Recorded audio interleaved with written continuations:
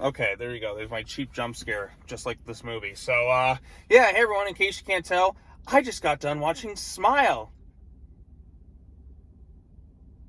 And, it's a movie. Alright, so what's going on YouTube? J2's Warren here, currently in my theater parking lot right now. And, I just got to see the new horror movie, Smile. I heard some positive things about this thing going into it. My expectations of this thing, I thought it kind of looked like that movie Truth or Dare that came out a few years ago, and Truth or Dare was just so dumb, but it was also, like, unintentionally, like, really funny. This thing has bits of unintentional humor where I was, or maybe intentional, I was kind of chuckling a bit at it, but there are genuine moments of tension that do leave you in suspense at moments. The lead actress, I think, did a pretty good job portraying this character of Rose, and you really get to see her descent into madness. That said, there are some weak points within this movie, and I think a lot of it has to do with kind of the decision-making of the characters kind of takes you out of it. The ending can be a little bit frustrating by the time it's kind of done. The supporting cast doesn't leave much of an impact per se, but some of the decision-making is just a tad bit frustrating, and I think some elements, if they would have kind of made some tweaks here and there, this could have been a little bit more up my alley per se. It could have been a little bit stronger, but there's just some character decisions and that go into this movie that just kind of left me a little bit frustrated and just a whole kind of annoyed. For instance, the lead character is seeing and hearing things that to everyone else is just not going on there, and even when she does confine in one person, she's bringing somebody else into an investigation. There'll be moments where it's like, oh, I'm fine. Oh, I'm totally fine, when clearly there's something going wrong. And it can get a little annoying. It's just like, you're clearly not fine. Everybody can see this, but you're just kind of dragging this thing out instead of really kind of taking the time to, tell people what's going on. Granted, a lot of people did think she was crazy, but when somebody says they're fine and they're constantly like doing things that are just kind of wrong, it's just kind of annoying to kind of watch, if that makes sense. And another thing that kind of bugged me too, this thing is some sort of demon where people kind of off themselves once they kind of get like latched on. So it's a bit of it follows in that regards. There is a descent into madness, like reality messing around with, kind of like the movie Candyman, where you're not sure what's real and what's not. The movie can get a little excessive in terms of jump scares. Some work quite well, and there's some moments of tension and fear that you can really feel with an audience, and that's good. You want that for a horror film. But then sometimes they go a little bit excessive and it gets kind of laughable at times. There's some bits where I found myself kind of snickering a little bit loudly at times, probably more than most members of the audience. Like I said, the stupid smile that I'd see is a lot like Blumhouse's Truth or Dare, that really stupid movie from a few years ago. And I did get kind of a laugh at some points with this thing. And the ending's very frustrating. I don't want to give it fully away here, but it just kind of left me unsatisfied, if that makes sense.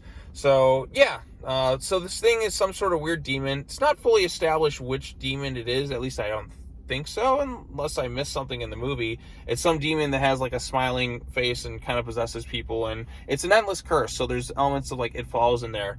If you've seen that movie where like that was kind of like a transmitted curse, but in this case this thing just kind of follows you until you die, and then you have to off yourself in front of the next person, and then they get infected with curse. And then the thing of misery just goes on and on and on and on and on. And there's kind of one way to get out of it that they established, if you kind of kill somebody in front of somebody else. But there's no other ways apparently. You're dealing with a demon. Why doesn't anybody, and I mean anybody, go to a church or something at any point in this movie? I've seen other movies.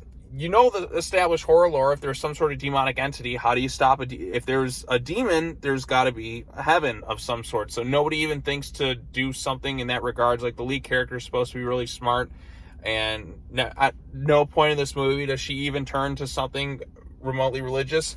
I don't know if that was an active choice, or some people would say that's kind of a cliche thing, but it seems like common sense in these types of horror movies. If you're being chased by something that's a malevolent entity, you go to someplace holy to fight the malevolent entity. They don't really do that in this movie. And I don't know if it's just the rules of this universe are a little bit different, but when you've seen other movies and you kind of know the deal about how demonic entities have weaknesses of sorts, never addressed in this movie at all. This thing is just, and even when there's no real end goal, it feels like inside, like no way to really lift this curse, no way to stop this thing once and for all. Like I said, they don't really go to some holy place to face off with this malevolent entity at any point. It's never even addressed in the movie, surprisingly. Usually these types of things do something like that, so I guess that's a little bit different in this thing. But somebody who generally doesn't like things that are too overpowered to face off in movies, I feel like that kind of kills the movie, if that makes sense. It's good to have a tough villain, like a very tough obstacle, I think, in movies. But if you make them so OP and unstoppable that there really isn't any way out of this situation, what am I even like? Well, that kind of kills the tension for me, because I know where it's inevitably going to lead. And I feel like you got to have a way out, per se, when you're facing something that's like a superior opponent, if that kind of makes sense. I know I'm getting kind of off track for this movie, but I feel like would have made the movie a little bit stronger here. But it's kind of cheap. It feels very cheap in that regards. Lead actress did good. There are genuine moments of tension. Some scares definitely work. The design of this thing, when you actually kind of see what it looks like, has some creepy bits too, and I think that's going to freak out a lot of people. Some of the face kind of reminded me a bit of Lights Out, and I'm not talking about the actual movie. I'm talking about like the original David F. Sandberg short film. When you see that thing's creepy face, I'm like, okay, that's actually a really creepy thing to look at. And I thought that was pretty good. And then some of the supporting characters just don't really do much. Like her fiance is just kind of there. And there is some unintentional funny moments too. I don't know if that was the intention or not for me to kind of laugh at some of these scenes, but I found myself laughing at bits that I probably shouldn't have, or maybe that was. I don't exactly know. This is kind of a mixed to positive movie for me. I just think the ending just left me a little bit frustrated. This is a long movie, by the way. This thing's like 2 hours long. And I think the slow burn definitely helps a little bit when you're towards the end of it in some regards, but you got to build up to a really exciting climax. And I feel like this movie didn't really do that for me. The ending, it just felt kind of predictable by the end, because there's a lot of unpredictability throughout the movie, and then you get to the ending, and it's like, oh, so we're going here right now. And it wasn't even like a very entertaining way to kind of go out in this movie, just like, oh, here we go again, if that makes sense. And that kind of left me a little irked by the end of the movie. But all things considered, I think there's some good enough elements that a lot of people will appreciate. I think this movie is getting a pretty decent response, all things considered. I don't think it's as good as one of the more recent horror movies I sat through, Barbarian, but I certainly think it's a lot better than in Jeepers Creepers Reborn, which I saw last week, which was terrible.